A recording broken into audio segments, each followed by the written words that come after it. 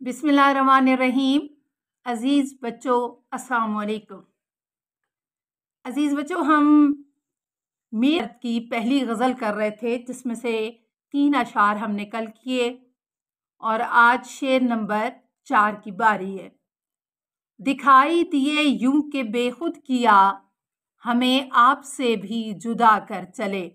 दिखाई दिए और यूं के बेखुद किया, बेखुद करना, मदहोश करना, हमें अपने आप से भी जुदा कर चले। जुदा करना, अलग करने के मानी में इस्तेमाल होता है।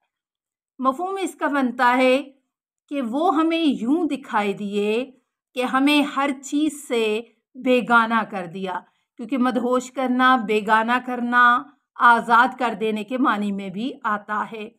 हत्ता कि हमें अपनी भी खबर नहीं रही।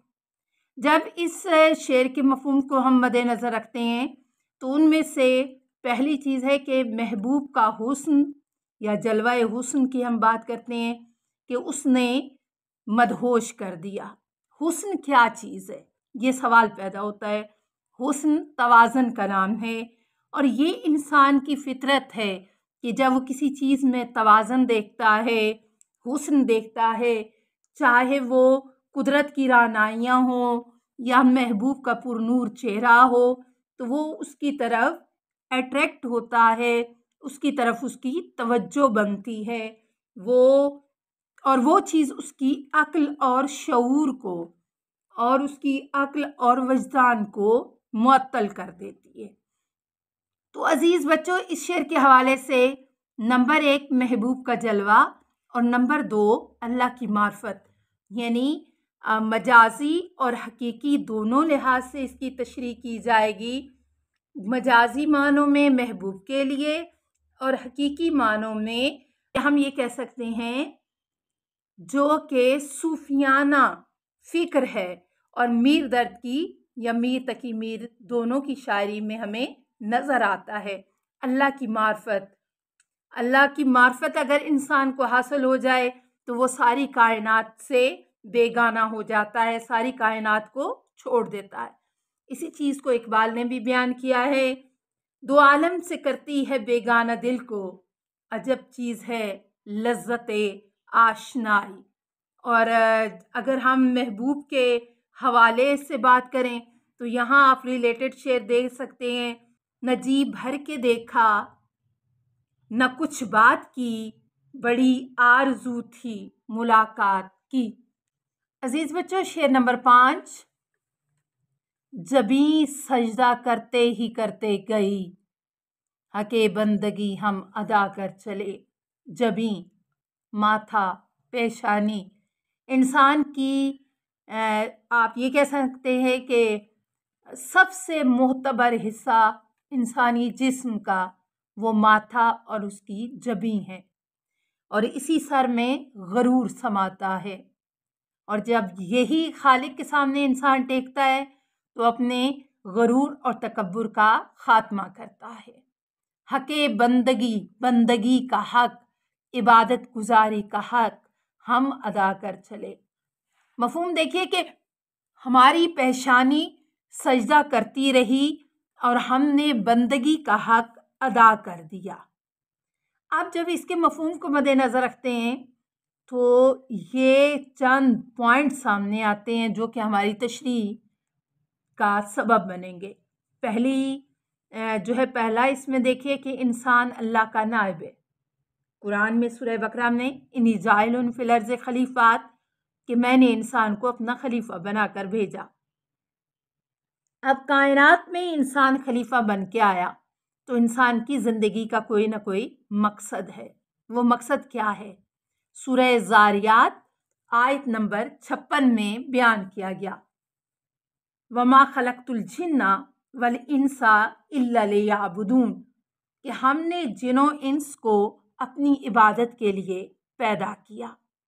तो इंसान और जिनों की खल्कियत का मकसद समझ में आ गया कि क्यों परवरदिगार आलम ने उनको भेजा, और उनका मकसद ही ये है हक़ के बंदगी अदा करना।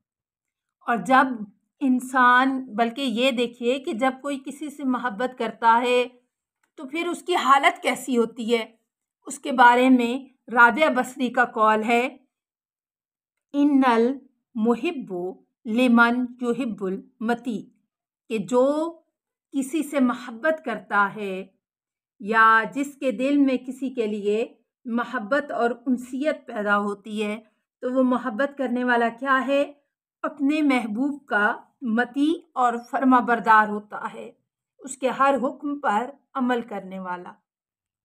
عزیز بچوں، غزل کا شعر نمبر 6، پرستش کی یہاں تک کہ اے بت تجھے نظر میں سبوں کے خدا کر چلے۔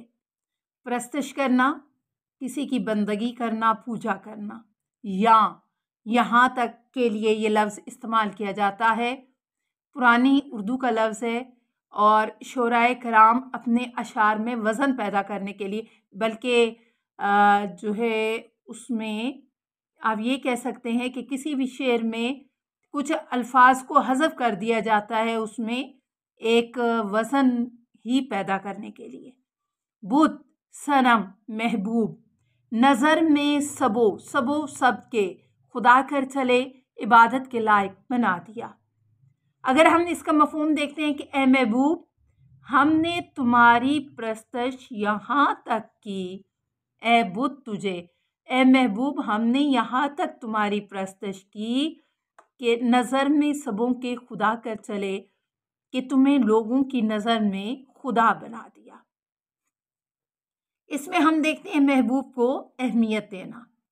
یہ انسانی فطرت ہے کہ جب وہ کسی سے محبت کرتا ہے تو اس کو حد سے زیادہ اہمیت دیتا ہے، اس کی برائی بھی برائی نہیں لگتی بلکہ وہ بھی اچھائی کے زمرے میں آ جاتی ہے، اور پھر فرما برداری میں اس حد تک چلا جاتا ہے کہ اس کا اچھا برا سب کچھ ماننے کے لیے تیار ہو جاتا ہے۔ اور یہ بھی انسانی فطرت ہے، یعنی محبت کرنے والا، پیار کرنے والا اگر حد سے بڑھ جاتا ہے تو جس کے ساتھ لگاؤ ہوتا ہے، محبت ہوتی ہے، اس کا رویہ بھی حد سے بڑھ جاتا ہے۔ کلاسیکی شاعری میں جہاں محبوب کو غرور، متکبر ایسا دکھایا گیا تو یہ انسان کی فطرت ہے کہ جسے جب چاہا جائے، بہت زیادہ اہمیت دی جائے تو وہ پھر اپنے آپ کو ایک بہت بڑی چیز سمجھنے لگ جاتا ہے، باقی سب کو حقیر سمجھتا ہے اور اپنے آپ کو ایک بہت اونچا مقام دینے لگتا ہے، جس کو شاعر نے اس شعر کی صورت میں پیش کیا، ہم نے تمہیں ذرا سا خدا کیا بنا دیا، تم نے بھرے جہاں میں تماشا بنا دیا۔ عزیز بچوں، مجھے امید ہے کہ غزل کی جو اس کا مرکزی خیال ہے یا اس کے بارے میں مکمل طور پر آپ کو سمجھ آ گئی ہوگی۔